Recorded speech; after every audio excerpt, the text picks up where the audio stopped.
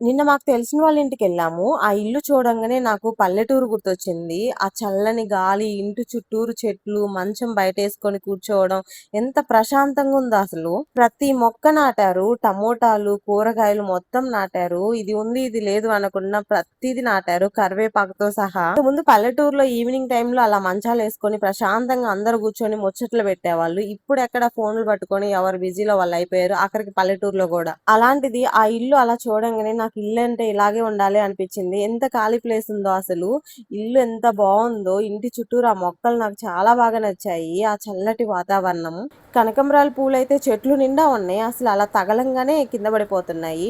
బొప్పాస్కాయలు చాలా ఉన్నాయి. మాగినయి గూడా ఉన్నాయి. ఆంటీ మాకు బొప్పాస్కాయలు గూడా కోసిచ్చింది. ఇంకా అసలు ఇంటి చుట్టూరు మొక్కలే. ఇల్లు మధ్యలో ఉంది. ఇంటి చుట్టూరు మొక్కలు. ఆ బయట మంచం వేసుకొని కూర్చున్నారు. వాళ్ళిద్దరే ఎంత ప్రశాంతంగా ఉంటుందో. ఈ పిల్లుంది అక్కడ. వాళ్ళు పెంచుకుంటున్నారు. చూడండి మిడిగుడ్లు వేసుకొని ఎలా చూస్తుందో. మా ఇంట్లో కాయలన్నీ ఎత్తుకుపోతావా ఏంది అని. మీకు కూడా ఇల్లు నచ్చితే ఒక లైక్ ఇవ్వండి.